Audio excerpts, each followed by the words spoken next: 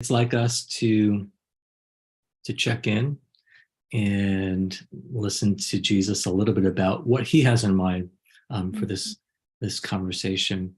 So, would you like to check in first? Yeah, let me just Take your time. yeah.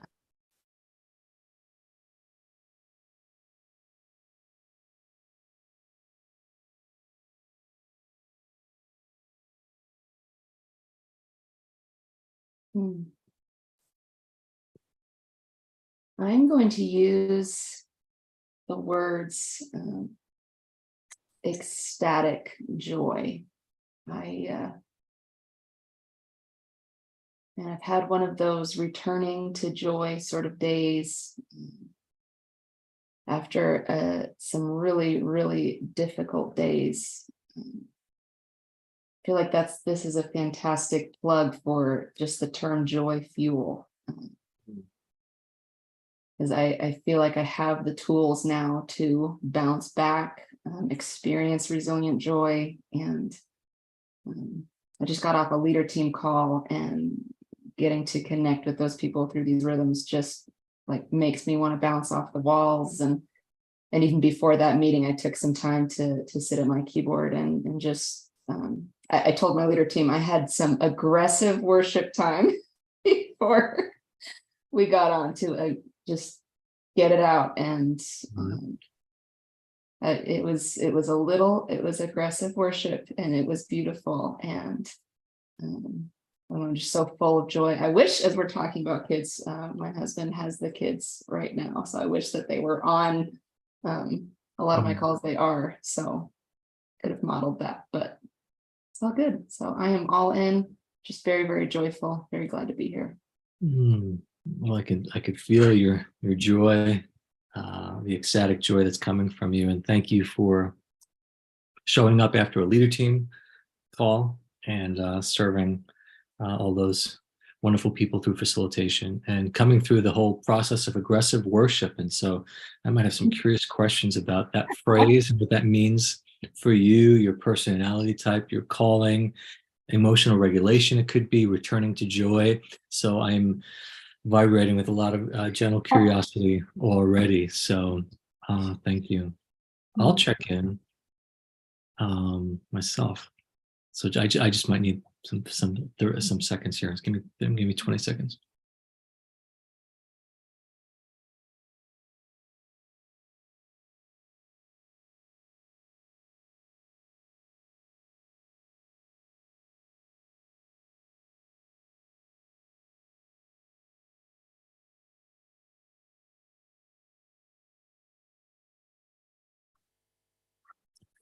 Okay, I am checking in focused, grateful, creative, and hungry. And so, as we're paying attention to all of the things in this life, I'm focused and really grateful. I was part of Tony's leader team a little bit earlier today, where I was brought to the hot seat of gentle curiosity for my Luke 10:2b harvest field. And from that, I was deeply served by the women. I was the only guy, by the women on the call, in such a way to really thread the needle at my life in this time with some brilliant questions, some brilliant coaching as I was receiving these questions. And it brought up a upgraded, crafted prayer for me. And so I'm super excited about it.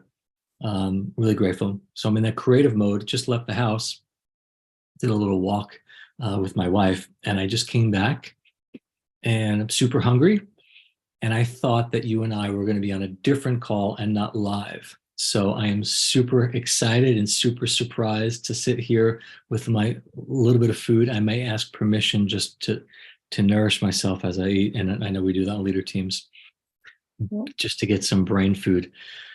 So I am surprised that I'm doing this particular call, but equally, yeah, I thought we were doing training, coaching, just a typical thing, but no, we're doing a parent thing. So just picking up from just 2:59 on my time, but I'm delighted to do that. I love to fly the plane, build a plane in flight. So I am all in.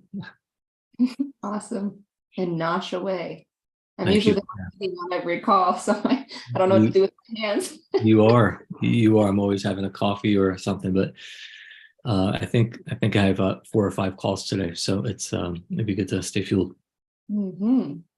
Well, I'd like to invite us to, as people are watching this, I would love for them to observe what's going on, pay attention to watch until. Maybe there's a phrase or a moment of interaction with us and the Lord that really registers something on their heart, resonates with them.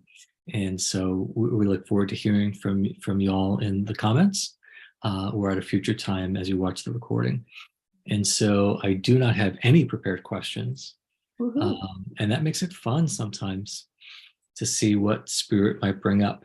So I've been finding it helpful practice, as we've seen modeled from Tony and from some others, just to take 2 minutes of just quieting and asking the Lord what his agenda may be, what topics that are inside of you and your story and your history that carry the sound that needs to be articulated in this hour as others will watch this. So how about we take 2 minutes and just kind of listen around that, and we come back and share what that is. We'll keep our cameras on as per our instructions. You can mute if you want to, and we'll share after 2 minutes. Sound good? Yeah, sounds great. Let's do it.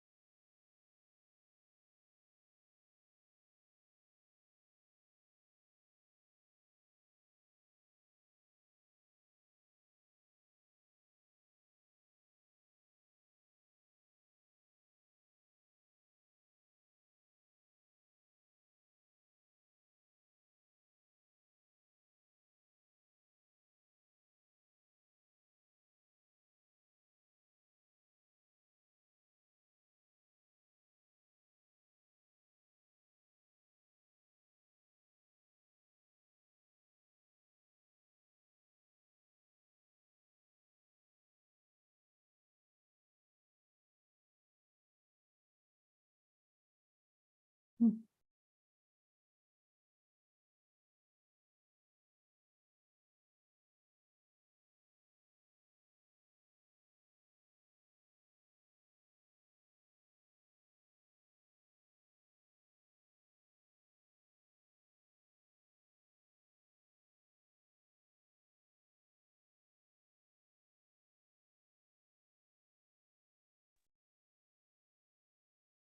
Would you like to share first?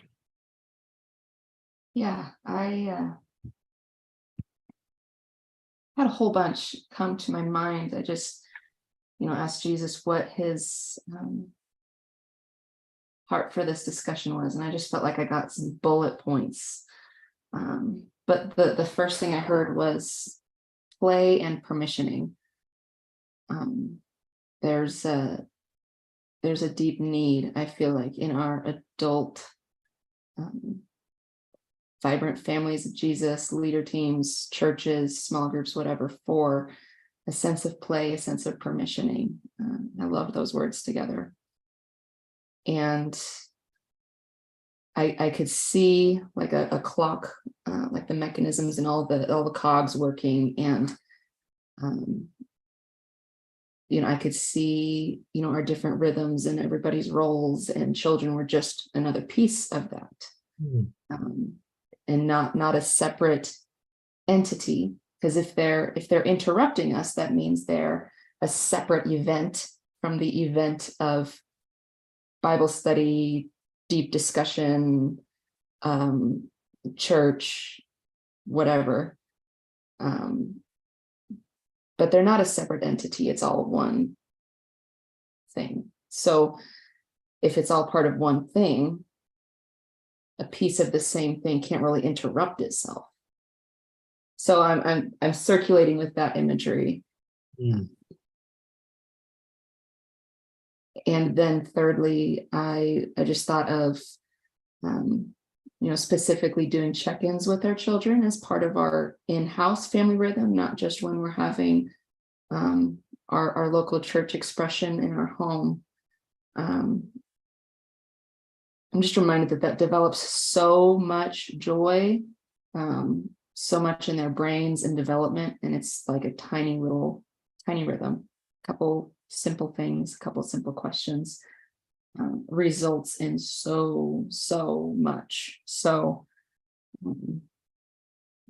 that's where I'm circulating. I'm in. Thank you. I have questions bubbling up from all of that you've shared.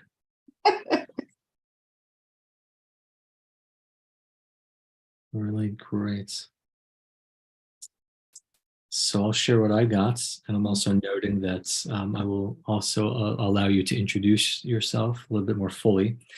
This is more of just even us getting our relational circuits on, and so oftentimes we'll prepare our meetings like that, and then we'll maybe turn our focus with that introduction to the listeners. So for me, sometimes it's sensations, images, feelings, thoughts, scriptures. These were words with an image. I was impressed on me immediately that the preciousness of you in the heart of the Father. And I heard that Josi is a gem. Josi is a gem. Polishing her, from his perspective, I was sensing, is a privilege and an honor of mine through these years. So in that setting of a polished gem, it's my delight to see her fitted and fitting within my vibrant family of skilled ninja warriors. In the body of Christ, and this is a specific niche. Yet the polishing is not without pain. Sometimes there are days when the gem feels cut and polished in the formation of that. Yet it is so that it shines all the more in its radiant color. And she and Ross, your husband is a friend of mine, she and Ross are a vibrant family of Jesus with good soil that will yield orchards and legacy of heavenly delectable fruit. And just felt like a spotlight on your neck of the woods in your ranch land of what might be part of God's activity. How does that land on you? Any of that before we move on? Just makes me feel really tender. Just a little bit ago in leader team, we had a listening moment, and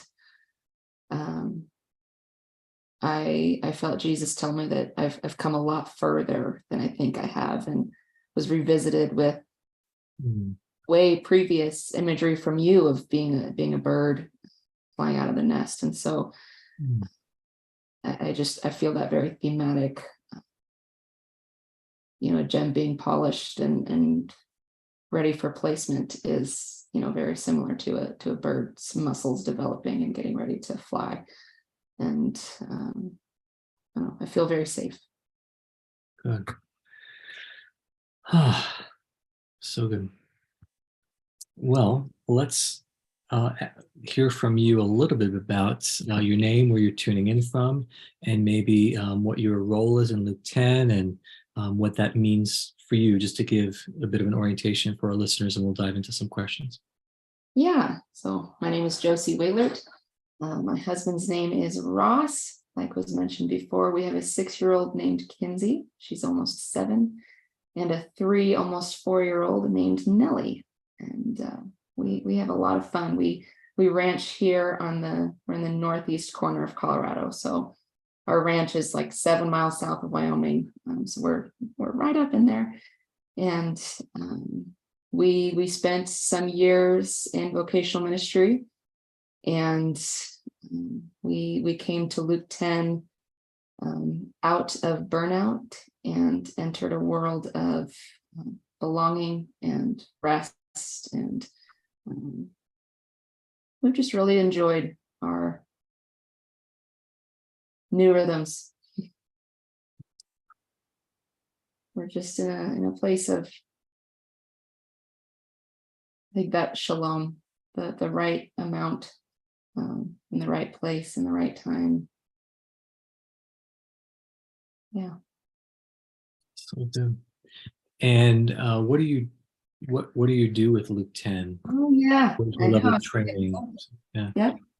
Yeah, I've been in facilitator training for, I don't know, a while. And right now I am at the leader team stage. So I am being trained, co-training along an awesome gal named Hala to facilitate leader teams. So yeah, it's been a lot of fun. Amazing. Well, I can't wait to check out the last video and have a debrief of that previous call you had. Well, good. So let's dive into some of the topic at hand. You had mentioned that you do check-ins with your family, and it sounds like God is moving you from burnout to belonging. I heard you say burnout to belonging with the right amount of shalom, maybe like the Goldilocks. Yeah. Just a right amount of shalom. So how is these tiny, and you mentioned tiny rhythms. So it sounds like you do them maybe at a Luke 10 local environment, but there's also the tiny rhythms that are transforming your children. Can you tell me what that looks like in your home? Yeah, so we do these things at home every day. So when I say rhythms, when I say, the little things, the Luke 10 things, I mean, we do check-ins. We get present with ourselves, with God, and just take inventory without shame of what's going on inside us, physically, emotionally, relationally, spiritually, and get a chance to be cared for the way that we need it, and be attuned to ourselves and with Jesus.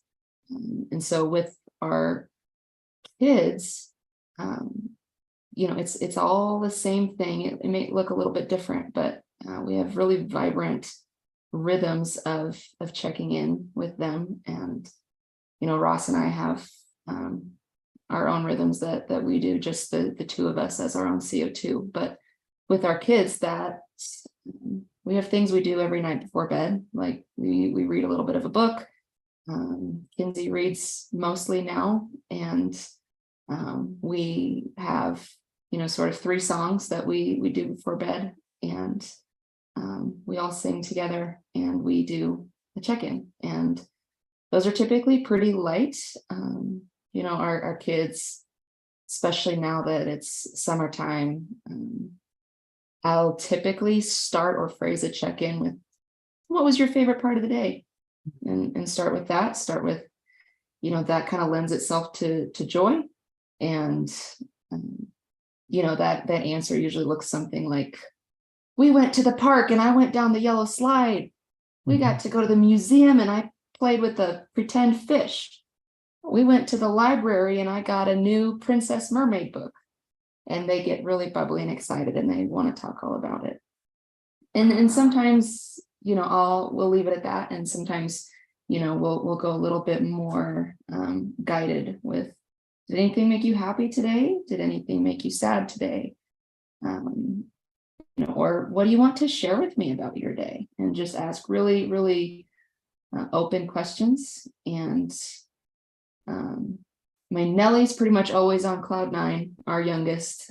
She snuggled a cat, or she, chased the dog in a puddle, and everything is great. Our oldest is a lot more in touch with her feelings and has a lot more of a, well-rounded experience of her emotions. And so, she might have something heavy today. And how do you handle those heavy emotions? Do you help name them for her? How do you regulate them? How do you handle that? Yeah, I try to let her name them herself. So I'll offer her some options. Did that make you feel sad? Did that make you feel angry? Did that make you feel a little bit of both? Did that make you feel frustrated? Or did that make you feel disappointed when you didn't get to be first in line at school today?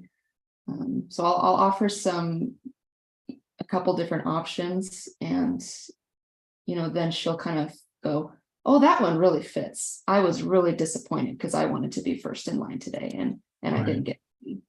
And then she's really good at, she's just developed this beautiful emotional intelligence around that. And then she'll say a full-on sentence. Right.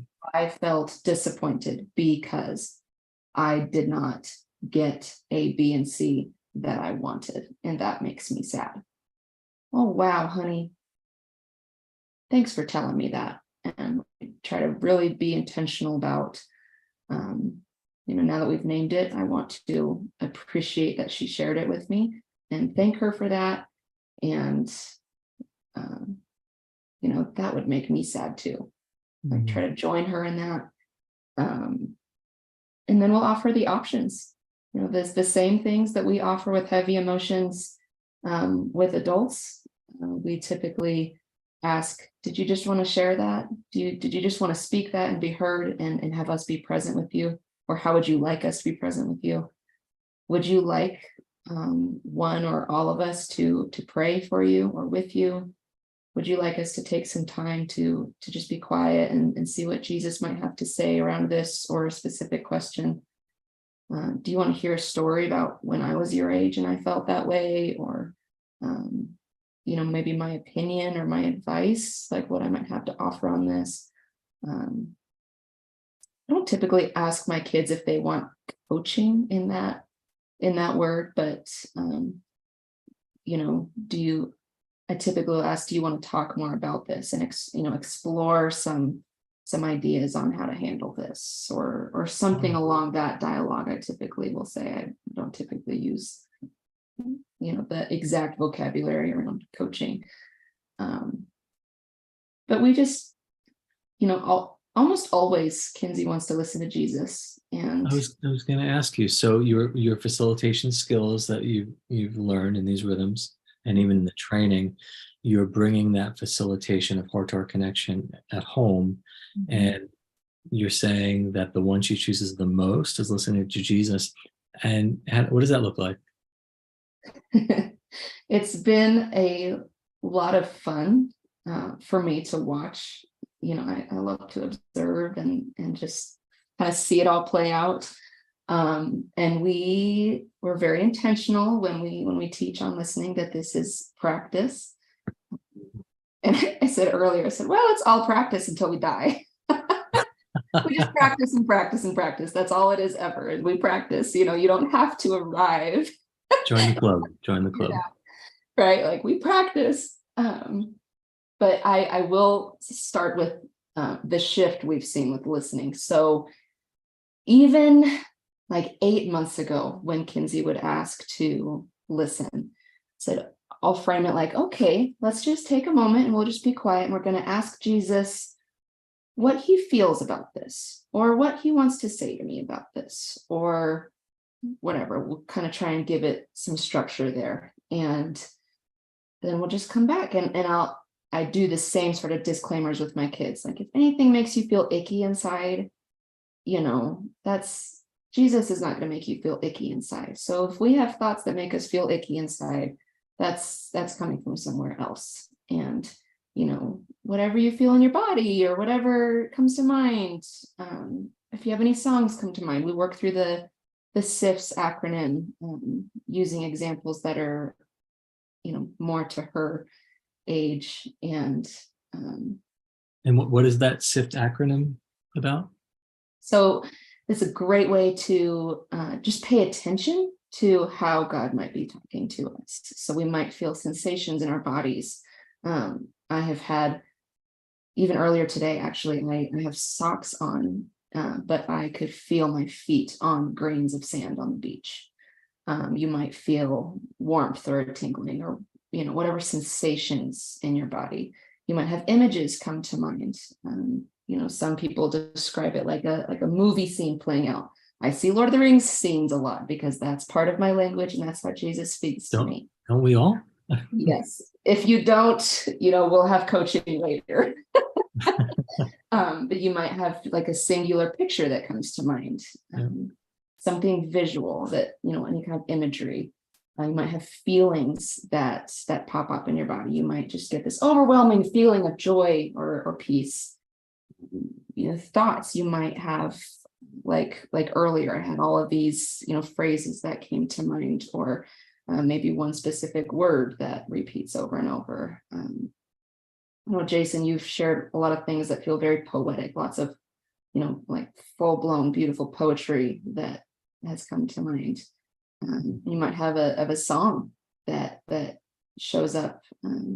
I've sang a lot on these things.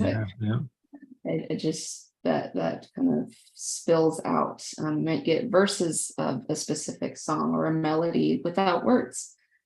In scripture, you might have, even if you don't know the verse reference, you might go,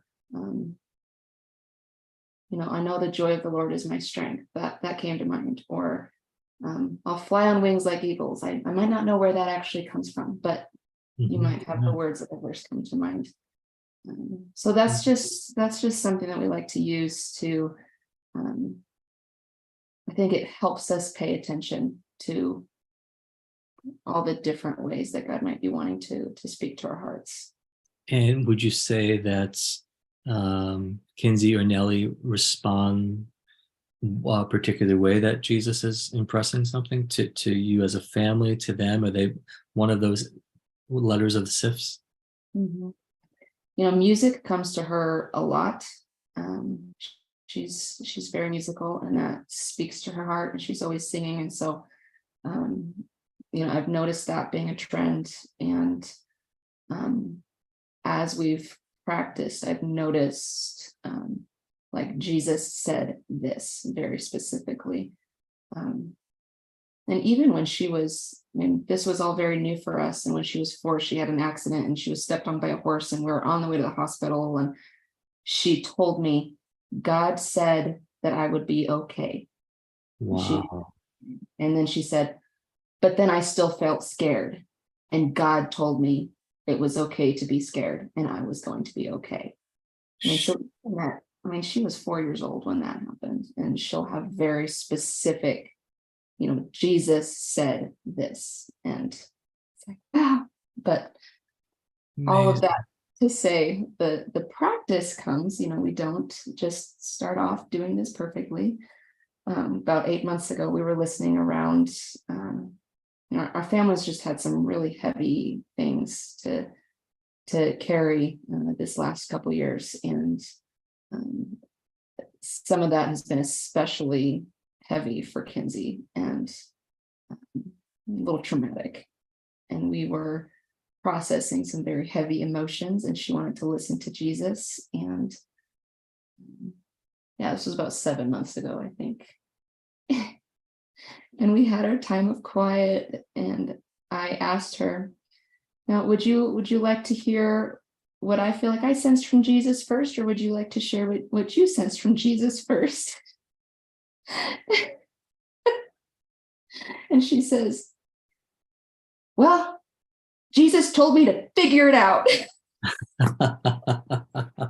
Really? I was like, yeah, you're 6. This is figure it out. But, well, this was a great practice, and Yeah. let's walk through that a little more, because I don't think he expects you to just figure it out on your own, honey. No. Well, Josie, if I could just name a few things that I just see in the conversation in your parenting with you and Ross, even for others that are walking through, how do we practice these rhythms that maybe we see on leader teams where people are checking in, we have our CO2, but how in the world do we do it with our children? And I really find uh, the descriptions you're giving are such an invitation, like, wow, it's not about perfection. It's about being present. It's not about being perfect. It's about repetition. When we want to master a skill, it's not about getting it perfect. It's about repeating it. Community practice.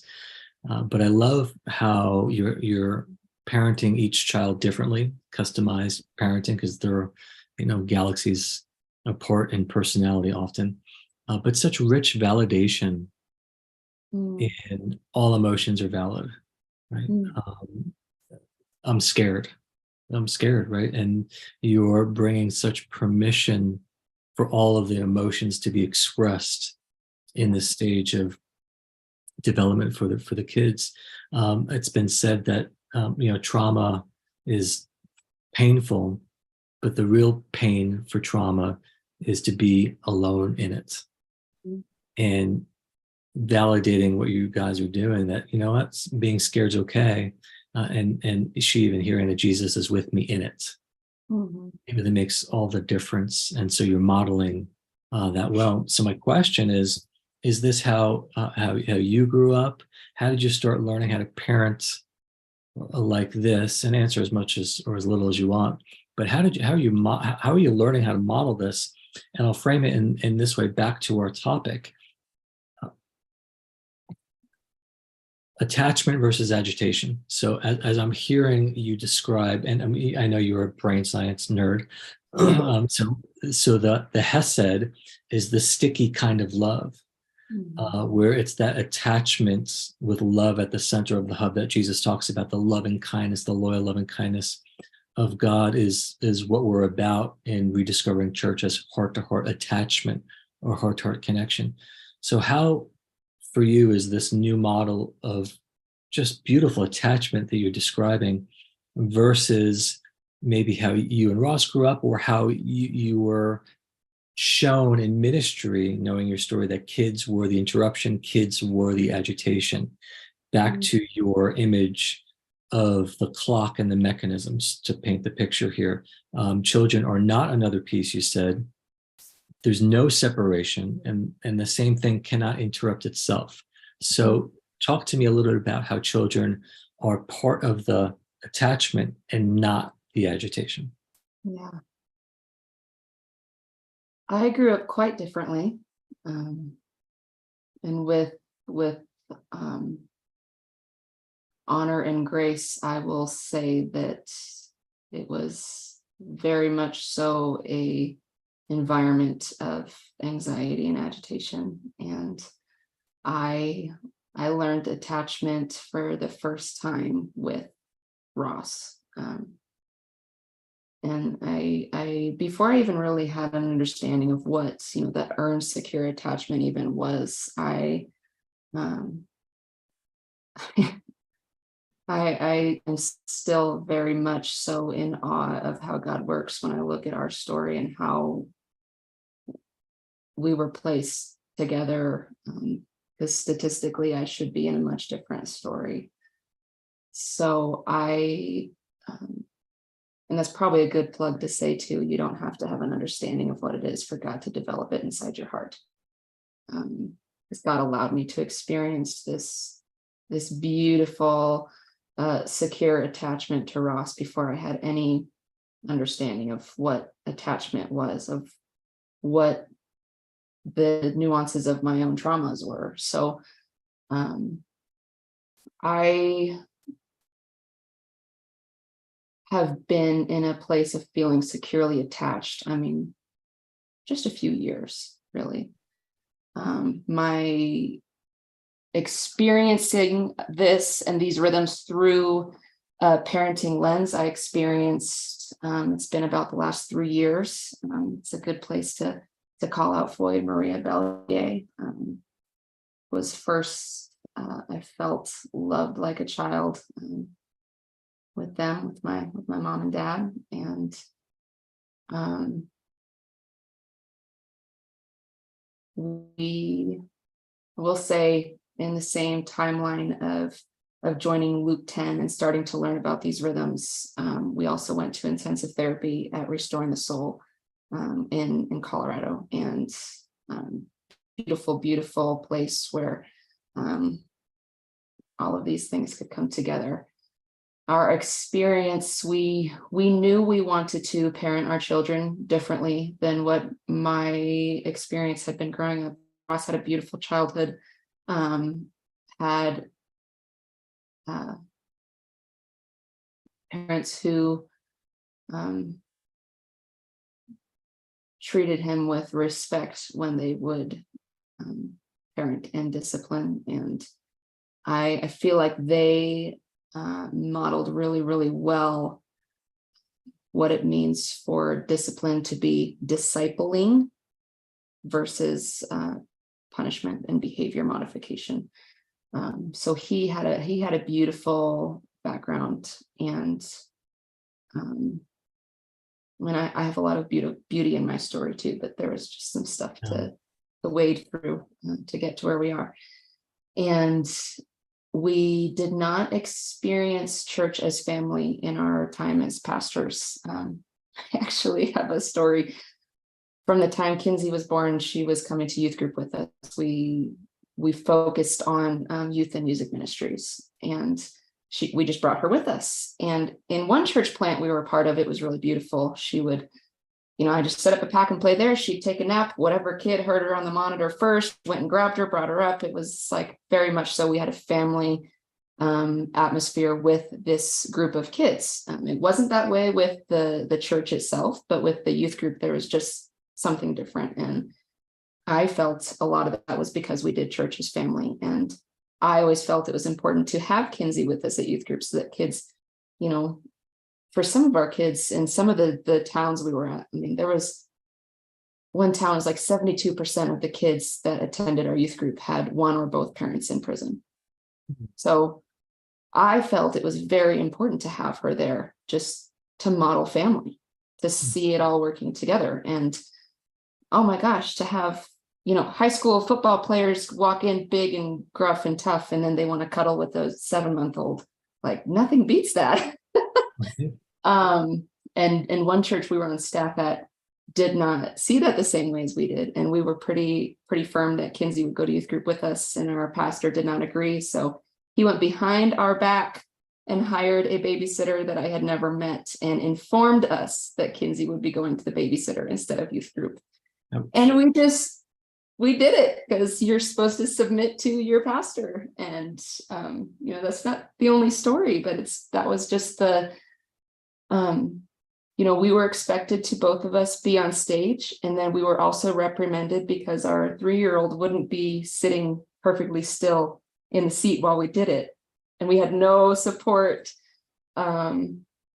We had youth group kids that wanted to babysit and hang out with our kids. But as far as like adults or members of the church or anything like that, we did not have any kind of support community. A few people here and there, but nothing that we really, made deep connections with. And so the shift from that has been one that our kids now are just another part of our little church here at home. We don't have a title on our local Luke 10 group. I'd like to call it family night, but we haven't brought that up much yet. But it's just a completely different atmosphere, completely different. And it's very easy and it's very light. Yeah. Very easy and very light, contrasted with the other picture Yeah. you described. Now, I know that as you're facilitating with Luke 10 and doing a terrific um, facilitation experience, as I get to spend time training and debriefing you. And I'm wondering if you can comment to maybe the listeners what it looks like for moms with kids. So moms with kids, with young kids, this goes with dads as well, but particularly moms with kids, you're co-facilitating, co-managing, as we say sometimes, for the office people, this new leader team. And as I'm training you and Hala, both of you will show up. Hala has a newborn there, and you have your kids running around. It happens on leader team, and it happens while we're debriefing. And what has it been like for you to show up in that space? And what would you say to any moms out there that, I can't do ministry now because I have this going on? What would you say to them? Oh, it's such a release. It's wonderful. And it's been really exciting because I think we get to explore sort of that mother nurturing spirit of the Holy Spirit that you can't really get any other way. Like there's just a specific motherhood to God that we get to really live out in the season that we're in right now. And like,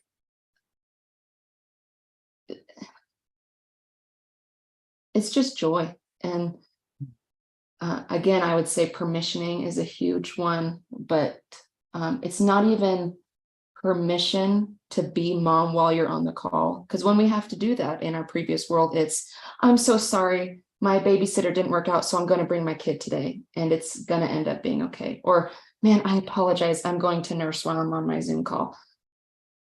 Well, it's not even permissioning to bring in the inconvenience, because they're not an inconvenience to start with. They're not a burden at all, ever. And it's a whole different experience. And I've really enjoyed that aspect specifically with Hala, because I mean, there is a piece of, when I'm being mom, I won't be fully here 100% of the time. But if she's running a call and she needs to run off and be with a baby, great.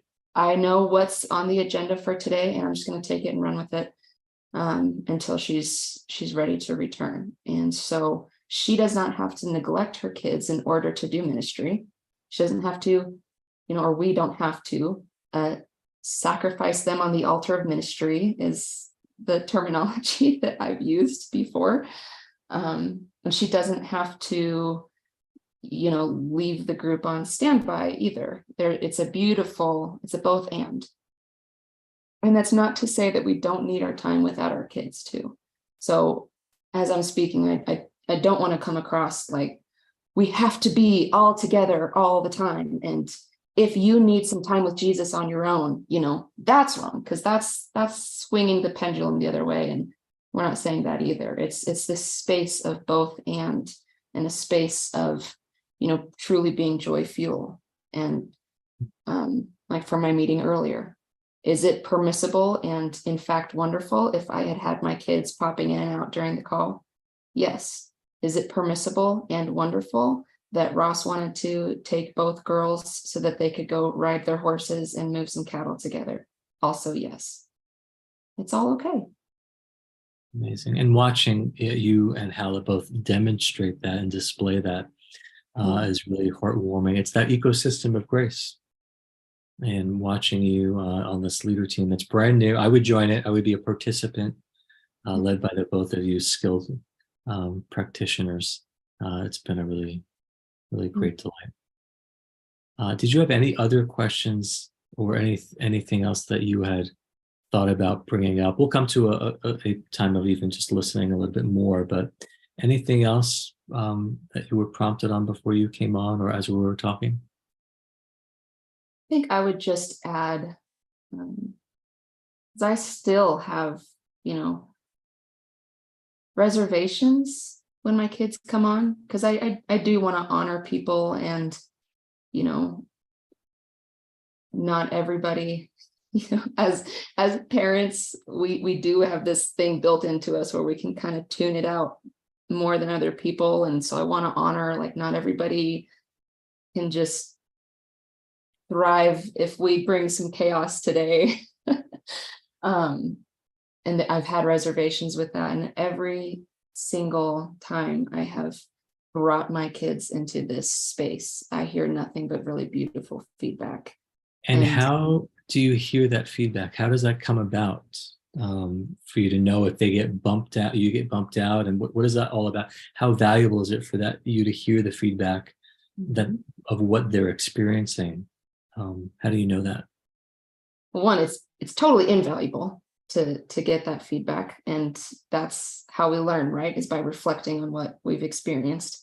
But I have heard that through, like, closing rounds, in person and online. And I think even to our large in-person conference we had last year, we had a time for people to share highlights, maybe, or I had multiple people just coming up to me to tell me that one of their highlights was that we had brought our kids. And, I heard from one lady that the best part of her weekend was when Kinsey came and interrupted their table church, their group discussion, because she had heard that she gave really, really good hugs. And so my 6-year-old wanted one of her hugs.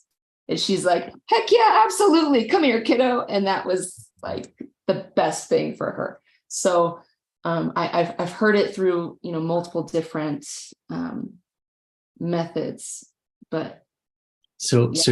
so you mentioned the word reservation. So for you, showing up in ministry, you have even still have some reservation there, but because we're this community of practice ecosystem of grace where we listen to voices, you're getting feedback and permissioning, and not only that, but exhilarating praise, like your kids are blessing my socks off. And Yes. so how does that feel, like not being in a silo, and being, told what to do? How does it feel in the season of your life to actually live it out and to hear that feedback, that your kids, were the expression of Jesus?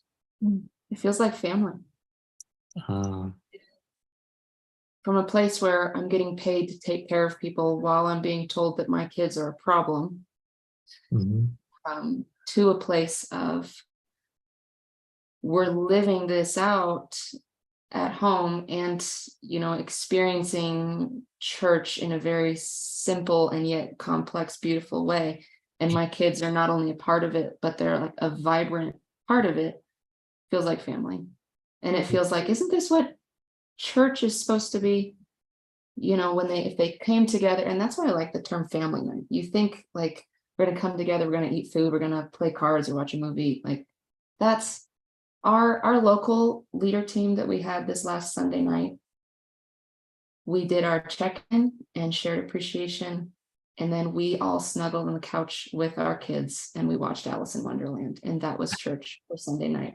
And it was exactly what it needed to be. Like, this is family, this is church, and Jesus, like, it was so holy, even if we weren't, all adults with nothing else, and we're all, in our Bibles nonstop or whatever. It was beautiful.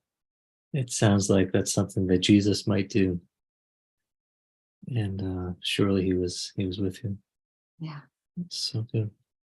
it's beautiful. Well, let's do this. We'll come to a time of just listening for our closing round. We'll combine it together, and we're talking to many families that are watching, and some people are vibrant, but they don't know how to pass on that vibrancy, and some people are working toward removing the barriers of how to be a vibrant family of Jesus. And so Luke 10 is right there in the mix, and we're able to develop resources and coordinate our global training and continuing experimenting, cultivating these vibrant families of Jesus, and rediscovering church of what it looks like to have heart-to-heart connection via this secure attachment that we're discussing. And so we're asking the Lord of the harvest to send us some generous monthly donors of people who, no guilt, no pressure, if they ask the Lord how they could participate. However he directs is what we're looking for to fuel this relational revolution. And so we'd like to give our audience time to listen of how they might want to participate, whether giving or participating in training or checking out a podcast, whatever that looks like for you.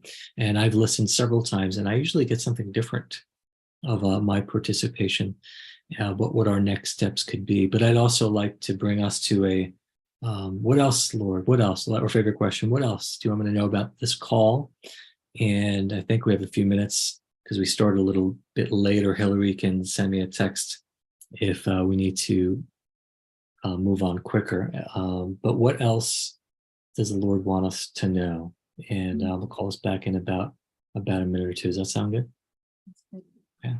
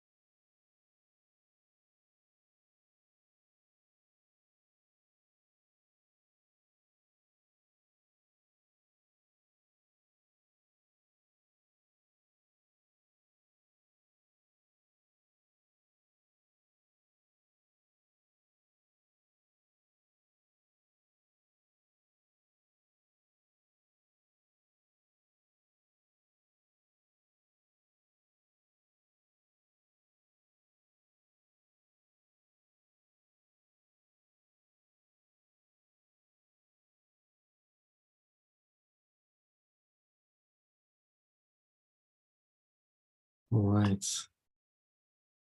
Would you like to go first? Anything come to you? Yeah, I just have a sense of reframing, and we're still in this process of looking at the framework. And so I heard this phrase, joy arrives when you realize that my framework is the only one that matters. Mm. And so that feels like permission to Yeah. remove the other stuff. And then I was brought to that Matthew 11:28 in the Passion. Are you weary, carrying a heavy burden? Come to me. I will refresh your life, for I am your oasis. Simply join your life with mine. Learn my ways, and you'll discover that I'm gentle, humble, easy to please. You will find refreshment and rest in me, for all that I require of you will be pleasant and easy to bear.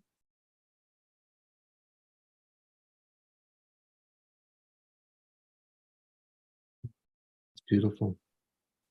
Yeah. Thank you. I got a bunch of questions. I just heard the rabbi ask questions, and I heard these words. What if these horse whisperers, you ranchers, what if these horse whisperers are being trained to be heart whisperers in this relational revolution? What if there's untold gold to be metabolized from the grief of the past, to publish the art of presence within family, to illustrate that children are not the agitation, but the attachment, the actual attachment that tickles the Father's heart? Is this not a showcase of oneness? For there's no separation, only sweet, sweet shalom. Can you text that to me? Yes, I can, for sure. Yeah. So, any other closing thoughts before we turn it over? Joy is the framework. Joy is the framework. I like that. Well, we think. What did you say? I closed out my last meeting with boom shakalaka joy. So I was almost going to ask you to sing the blessing, but I don't know if we have time over these vibrant families of Jesus. You could if you want to, no pressure. But for those of you that do subscribe to a monthly donorship, it's my delight to mention that we do have our free audiobooks of our relational revolution. So you're going to get onto that. We do have a celebration around, I think that's the next item. And I won't say the time. I think it's 6 p.m. Eastern.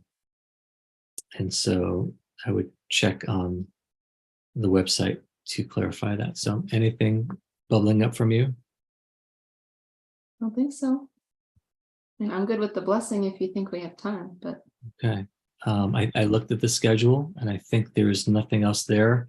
And I don't see Hillary waving any text messages. So yeah, would you bless the families and maybe the little ones in a short way to close us out, and then we'll go. Thank you. yeah. The Lord bless you and keep you. Make his face shine upon you and be gracious to you.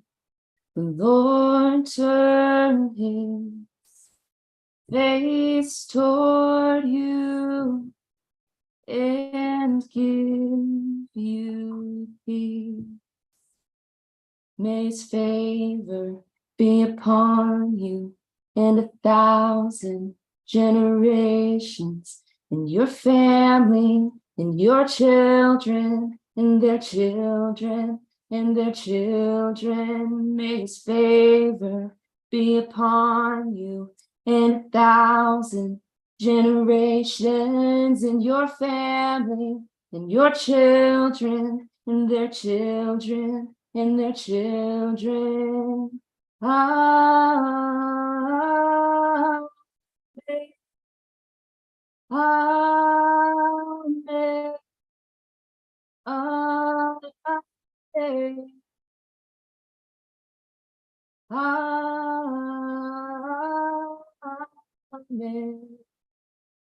Amen. Amen. Lord bless you and keep you. Make his face shine upon you and be gracious to you. The Lord turn his face toward you and give you peace.